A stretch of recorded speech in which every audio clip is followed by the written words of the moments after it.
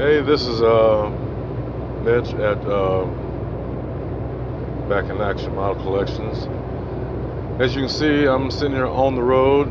It's like 3 o'clock in the morning, and basically this is what I do when I'm not building. I wanted to touch up on an update, like I said before, what happened to my 1/8 scale builds that I practically had 80% completion on. Well, what happened was that I had to move prematurely from a townhouse I was living in, and the property owner who I was renting from had sold it from under me. So while I was out of town, he informed me that he was giving me 2 weeks to move, which, he was supposed to give me 30 days, but that's neither here nor there. And that was like a year ago. But anyway, upon my moving, which I only had maybe like a week left until I got back, my bills was put in a bag. And as we were rushing out of the house trying to find a new place, I didn't realize what was in that bag. So I pretty much thought it was like either like I didn't know what it was. I'll put it that way. I didn't know what it was. But anyway, I took the bag. Finally, I just decided to open the to locate my bills and find out where they were, and I found out they were in a trash bag. And I asked, why are they in a trash bag? Of course, she said she couldn't find anything else. I said, well, okay. Now I had 2 bills. I had a 1/8 scale 84 IROC Z28 and a 1/8 scale 1980 Turbo Trans Am. Now, they were both put in the same bag. When I opened that bag, the Camaro sustained some damage, and when I mean damage, I mean some parts came loose, which was fine. I can deal with that. But the Trans Am did not survive.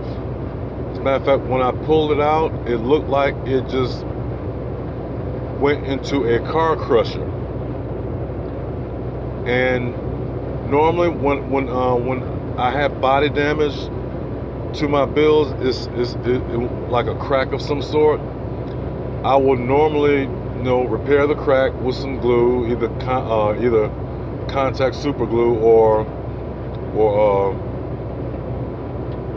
the other glues I can use. I'll putty the crack or the seam, Bondo, paint, sand, paint, done. You never knew it had a crack. The Camaro, the Trans Am, however, there was nothing I could do to it. And despite the fact that I can't show it, I got really so disgusted with it, I went in and threw it away. I did salvage some parts, which I sold off to eBay, and they were sold, which was the hood that had the bird on it, along with 4 tires and rims, and some other stuff I can't even remember, but they were all sold. Now, I guess I should be upset about the cost of the car, because when I bought it off auction off of eBay, I wound up spending just about $300 for that model by itself. But I'm not really upset about that for some reason. I'm more upset about the time and work that I put into it. And now it seems like my time and effort was for nothing. I am a little bit upset about wasting money on it. Not to mention all the lights I did to the dash, interior, headlights, taillights, and all that stuff. I even opened up the trunk cut open the trunk so I can put my power supply in there, like the batteries, the switches, and the circuit board that I got for it, which operates the headlights, taillights, and whatnot. So that's what happened to the 1/8 scale models. Now, as far as the Camaro is concerned, well, I'm gonna have to find a new motivation to redo it, to piece the model back up, because now I gotta take the parts. I gotta take the parts that have been knocked off of it, and redo them, like take the old paint off of it, resand it, smooth it out, make it more detailed like it was at first, and then reassemble it. Most of that has happened to the engine and the chassis. Nothing's happened to the interior and the body. Thank goodness for that.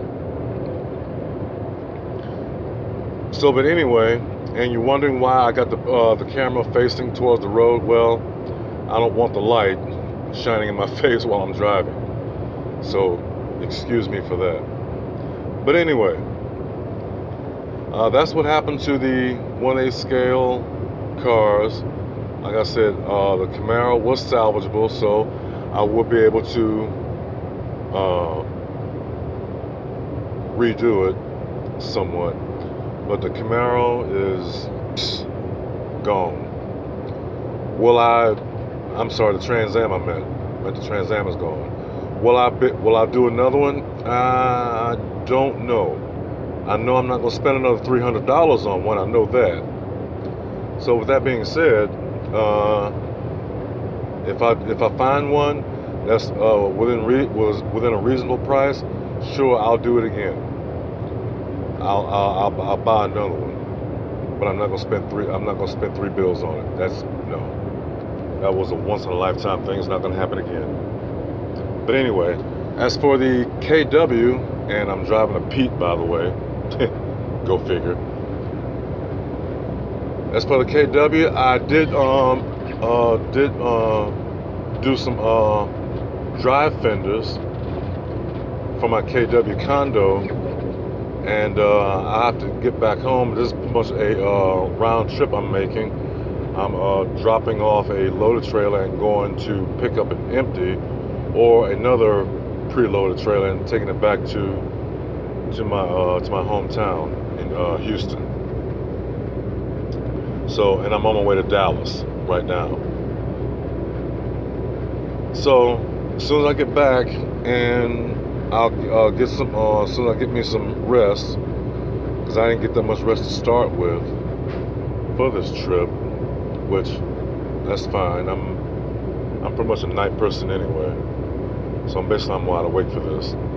But anyway, the KW, I did some fenders for it. I did my own fenders. I didn't purchase any. I scratch built my own fenders, which I will show off in the next video. I did do one. One is like 95% completed.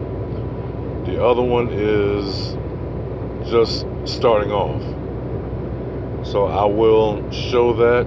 I will explain how I built it. Somebody did mention the fact that they wanted to know where to purchase them. Well, I don't know where to purchase them myself. I was just looking as far as everybody who's purchased these fenders. I'm thinking to myself, well, it doesn't look that hard. I was wondering if it was a possibility that I could do it myself, save some money. If I'm able to save some money, believe me, I'm going to do that. As far as I'm concerned, we all are. But if I have to purchase it, I'll purchase it.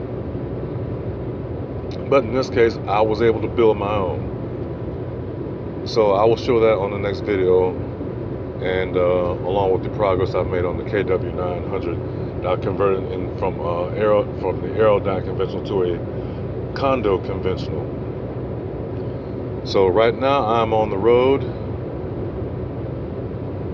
with this long, boring travel down I-45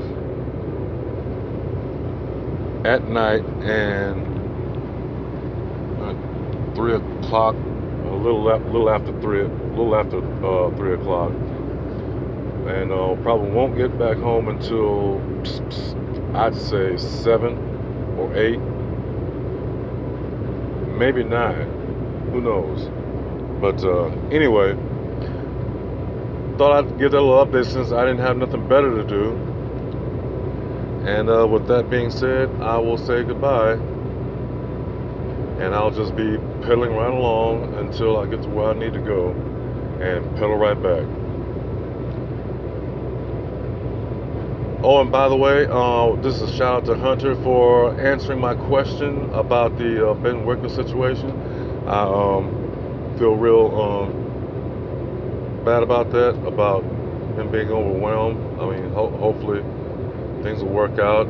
And to the individual who's looked at my channel and my videos, who gave me the idea of Googling the engine I'm trying to update as far as the wiring and plumbing is concerned. I want to thank him for that personally. Well, not personally, but indirectly personally. I do appreciate that. I saw that, and that really helped a lot. I mean, I'm going to really do that. I'm going to try to go for the twin turbo. That's if I can make the parts fit underneath the hood when I close it. But anyway, let me get off this because I'm only allowed 15 minutes per video, and I'm about to stretch the limit on this. But I will come up with an update on the KW Condo Modified, and I will see y'all later. So in the meantime, y'all take it easy. Peace.